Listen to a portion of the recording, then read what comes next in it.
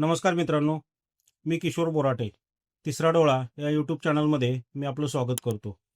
मित्रांनो, परवा भाजपाचा विजयी निर्धार मेळावा हा मुंबईमध्ये पार पडला आणि त्या मेळाव्यामध्ये मुख्यमंत्री देवेंद्र फडणवीस यांनी जे भाजपाच्या कार्यकर्त्यांच्या समोर बोलताना सांगितलं की जो ठाकरे ब्रँड म्हणून ज्याचा तुम्ही गवगवा केला किंवा मीडियानं जो गवगवा केला किंवा जो ठाकरे ब्रँड अस्तित्वात होता तो आम्ही संपवला.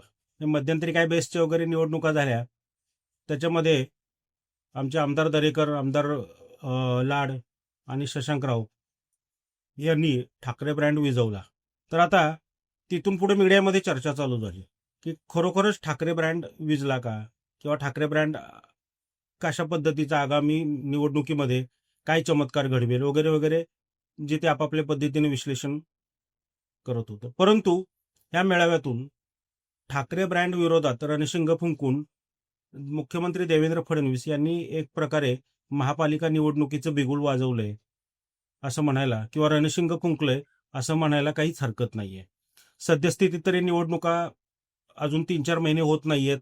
काहीतरी जानेवारीच्या आसपास वगैरे फेब्रुवारीच्या निवडणुका होतील. परंतु तोपर्यंत आता आरोप प्रत्यारोप आणि त्यांच्या फैरी आपल्याला जडताना बघायला मिळतील.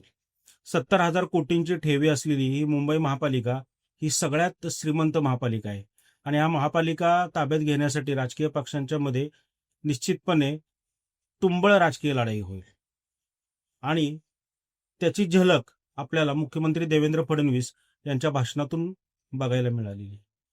पण त्याला लगोलग उत्तर हे राज ठाकरे, महाराष्ट्र नवनिर्माण सेनेचे अध्यक्ष राजसाहेब ठाकरे यांनी व्यंगचित्र काढून लगोलग त्याला उत्तर दिलेले आहे.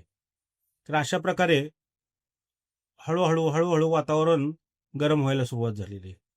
तर मित्रांनो, नक्कीच आपला आजचा जो विषय आहे हा ठाकरे ब्रँड विझणार की विझवणार, हा आपला आजचा विषय आणि त्याच्यावरच आपण या एपिसोडमध्ये चर्चा करणार आहोत. लोकसभा विधानसभेनंतरची सगळ्यात मोठी निवडणूक जर कोणती असेल तर ती मुंबई महापालिकेची निवडणूक आहे. त्यासाठी नेहमीप्रमाणेच सर्वात आधी भाजपाने रणशिंग फुंकलेले निवडणुकीचं. भाजपा पक्षाचं एका बाबतीत मला नेहमी कौतुक वाटत आलेले की ते कायम इलेक्शन मोडमध्ये असतात. कायम म्हणजे एक निवडणूक झाली की दुसरी झाली की तिसरी. एखाद्या निवडणुकीमध्ये पराभव झाला म्हणून खचत नाहीत किंवा एखाद्या निवडणुकीमध्ये विजय मिळाला म्हणून त्या धुंदीत किंवा त्या मस्तीतच राहत नाहीत. ते कायम इलेक्शन मोडमध्ये असतात, कायम ते पॉलिटिकली करेक्ट असतात आणि प्रॅक्टिकल असतात.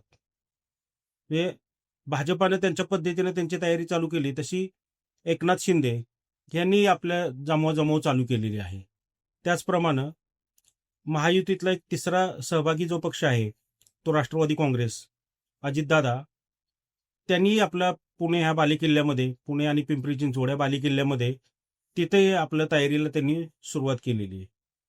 हे एकंदर होतं काय की हे जे पक्ष आहेत, साधारणतः मी जे नावं घेतली त्याच्यामध्ये भाजप तर आघाडीवरच आहे. सगळ्या राजकीय पक्षामध्ये निवडणुकीसाठी कायम अलर्ट असणारा पक्ष म्हणजे भाजपा, त्याच्यानंतर राष्ट्रवादी.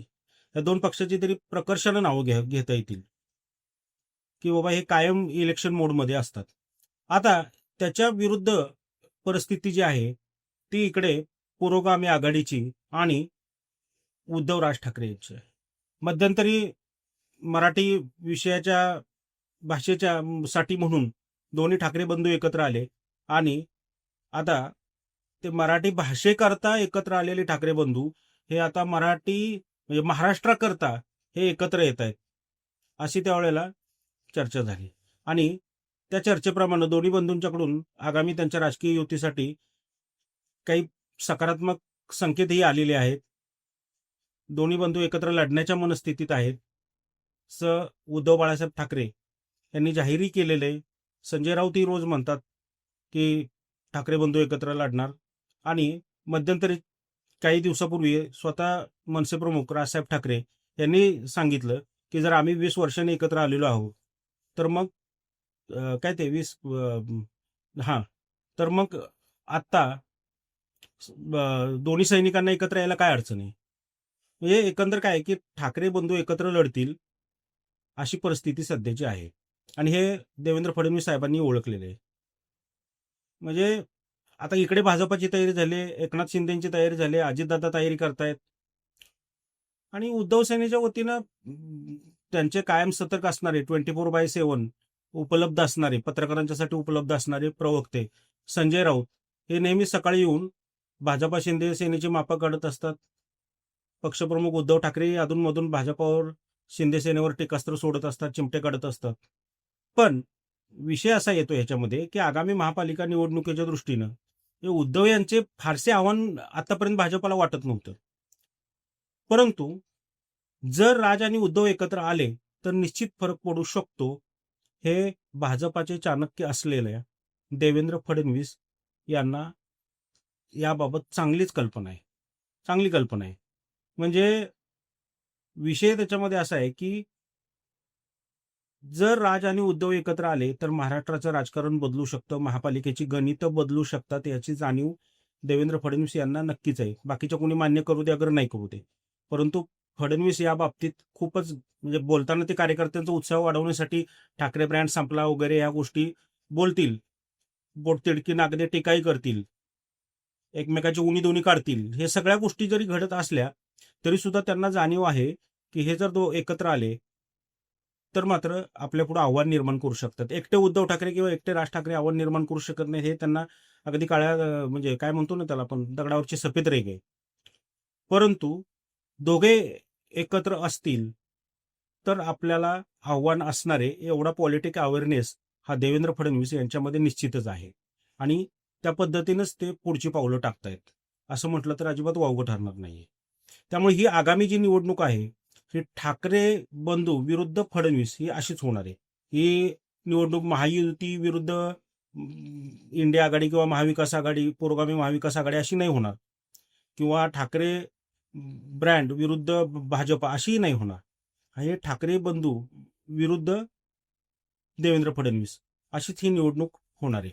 आता दोन्ही ठाकरे बंधूंना अंगावर घेण्याचं धाडस हे देवेंद्र फडणवीस दाखवतील का? निश्चितपणे दाखवतील. कारण नेतृत्व आहे, चाणक्य नीती आहे, लढाऊ बाणा आहे आणि पक्षासाठी पोट तिडकीनं तुटून पडण्याची क्षमताही आहे. त्यामुळं एक होणार आहे की ठाकरे बंधूंना जर ते अंगावर घेऊन ते एक करणार आहेत की देवेंद्र फडणवीस ही भाजपा पक्षामध्ये स्वतःची पकड अजून घट्ट करतील. यात रिस्क निश्चित आहे. हे ठाकरे ब्रँड विजला तर फडणवीस अजून मजबूत होतील. 2029च्या निवडणुकीमध्ये अजून ते आक्रमकपणे पुढे येतील. पण जर ठाकरे ब्रँड वाजला तर मात्र फडणवीस यांची पॉलिटिकल व्हॅल्यू ही निश्चितपणे घसरणार आहे आणि पक्षातील त्यांचे विरोधक लगेच बाहेर सारून पुढे येतील. त्यामुळे महापालिका आता हा जो सगळा एकंदर महापालिकेचा गदारोळ चालणार आहे, याच्यामध्ये महापालिका निवडणुकीमध्ये या राज विरुद्ध देवेंद्र फडणवीस हा सामना महाराष्ट्राला निश्चितपणे बघायला मजा येईल. कारण दोघेही म्हणजे जसे देवेंद्र फडणवीस अभ्यासू आहेत, आक्रमक आहेत, तसेच राज ठाकरे सुद्धा अभ्यासू आहेत आणि आक्रमकता त्यांच्यापेक्षाही कितीतरी पटीनं देवेंद्र फडणवीस यांच्यापेक्षा जास्त आहे. वस्तुस्थितीची जाण असलेले फडणवीस हे आक्रमक नेते आहेत, विषयच नाहीये. पण फडणवीस यांच्या मागं मोदी, शहा, RSS, संपूर्ण भाजपा आणि पूर्ण भाजपाचं नेटवर्क हे ठामपणे उभे राहील. आतापर्यंतच्या निवडणुकीमध्ये जसं राहिलं तसंच या निवडणुकीमध्ये सुद्धा उभं राहील. तिथं मॅन पॉवर, मसल पॉवर, मनी पॉवर ह्याची कसलीही कमतरता नसणार आहे. त्या विरुद्ध राज ठाकरे हे स्वयंभू नेते आहेत. राजकीय यश त्यांना भलेही कमी मिळालेलं असेल पण मैदानात त्यांचा सामना करणं हे फार अवघड आहे आणि हे देवेंद्र फडणवीसांना नक्कीच माहिती आहे. त्यामुळे आणि हे जसं देवेंद्र फडणवीसांना माहिती आहे तेच उद्धव ठाकरे नाही माहिती. म्हणजे उद्धव ठाकरे आतापर्यंत थोडेसे हवेत होते, तेव्हा ते मनसेला तेवढा भाव देत नव्हते किंवा राज ठाकरेंना तेवढा भाव देत नव्हते. पण एकनाथ शिंदे जसे बाजूला झाले प्रमुख नेते घेऊन आणि उद्धव ठाकरेंची जी काही राजकीय पडझड झाली तेव्हापासून त्यांना राज ठाकरे यांची गरज भासू लागली. म्हणजे अगोदर मनसेला पक्षच न मानणारे किंवा राज ठाकरे यांना नेताच न मानणारे उद्धव ठाकरे आणि त्यांचे सहकारी हे संजय राऊत असतील किंवा इतर कोणी असतील, हे किती उतावीळ झाले होते राज यांना बरोबर घ्यायला हे आपण पाहिलेले आहे. म्हणजे साधारण जो विजय मेळावा झाला मराठी भाषेबाबतचा त्याच्यामध्ये दोघांच्या बॉडी लँग्वेज सांगून जात होत्या की कोण उतावीळ झाले आणि कोण जपून पावलं टाकतंय.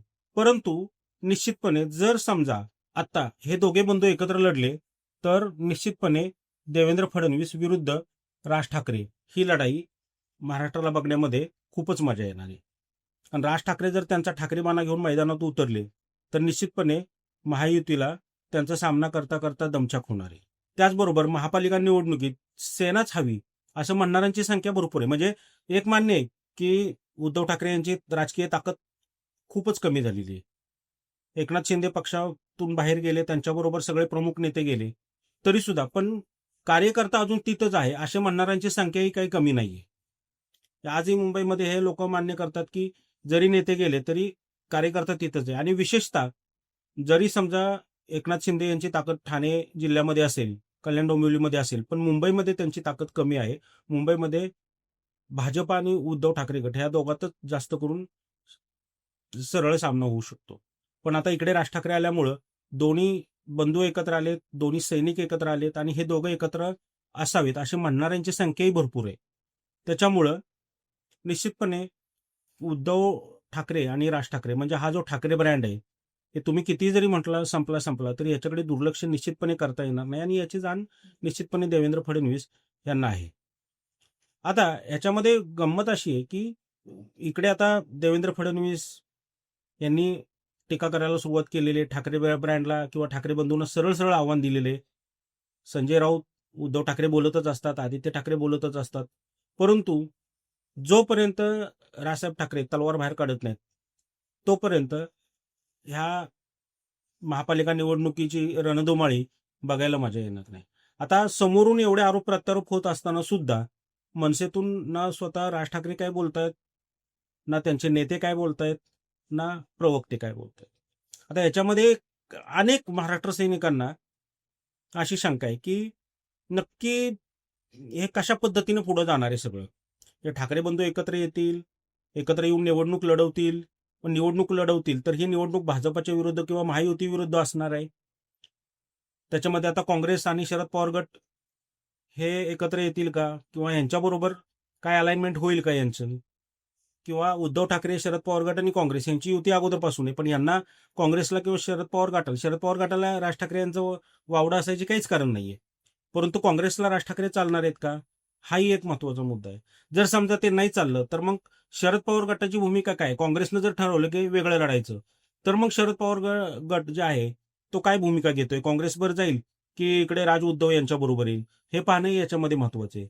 दुसरीकडं अजूनही महाराष्ट्र सैनिकांना असं वाटतं की राज यांचे महाराष्ट्र भाजपाशी असणारे जे रिलेशन आहेत, जे जवळचे संबंध आहेत, कारण राज यांचे सगळे मित्र जे आहेत ते भाजपमध्येच, मग देवेंद्र फडणवीस असतील किंवा आशिष शेलार असतील, प्रसाद लाड असतील किंवा चंद्रकांत दादा असतील वगैरे, हे सगळे जे भाजपाचे नेते आहेत हे शक्यतो राज ठाकरे यांच्या विरोधात काही भूमिका घेत नाहीत किंवा बोलत नाहीत. उद्धव ठाकरे यांच्यावर जरूर टीका करतील, पण राज ठाकरेंना कायमच सॉफ्ट कॉर्नर भाजपातून मिळत आलेले आहे. राज ठाकरेंचाही भाजपच्या या नेत्यांच्या बाबतीत कायम सॉफ्ट कॉर्नर राहिलेलं आहे. म्हणजे 2019च्या लोकसभा निवडणुकीमध्ये राज ठाकरे मोदींच्या व शहांच्यावर तुटून पडले होते, तरी राज्य भाजपमधून फारसं कुणी राज यांच्या वाट्याला गेलेलं नाहीये, कुणी वाटेला गेलं नाही. त्यामुळं नक्की राज ठाकरे कशा पद्धतीनं ह्या सगळ्या महायुतीला तोंड देत आहेत, ते त्याच जोशामध्ये किंवा ठाकरे बाण्यामध्ये तुटून पडतायत का अजून काही वेगळी भूमिका घेत आहेत, हे बघणं निश्चितपणे महत्वाचं आहे. पण आता तुर्तच तरी असं वाटतं की ठाकरे बंधू एकत्र लढतील आणि ज्या वेळेला निवडणुकीचं वातावरण तापेल त्यावेळेला निश्चितपणे राज ठाकरे विरुद्ध देवेंद्र फडणवीस हा सामना बघायला मिळेल.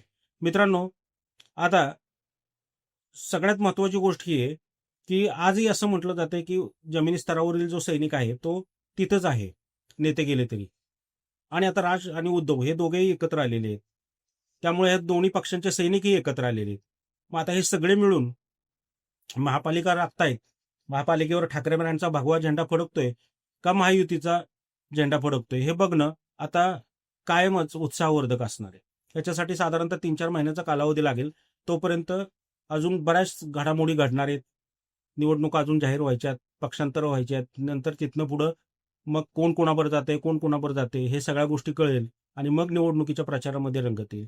तोपर्यंत आपण पाहत राहू की हे जे निवडणुकीचे वारे आहे, महापालिका निवडणुकीचे, हे कुठल्या दिशेनं कशा पद्धतीने पुढे सरकते यावर आपलं लक्ष राहील. मित्रांनो, आपल्याला जर हा व्हिडिओ आवडला असेल निश्चितपणे लाईक करा. आपली जर या संदर्भात काही सकारात्मक प्रतिक्रिया असतील तर निश्चितपणे व्यक्त व्हा.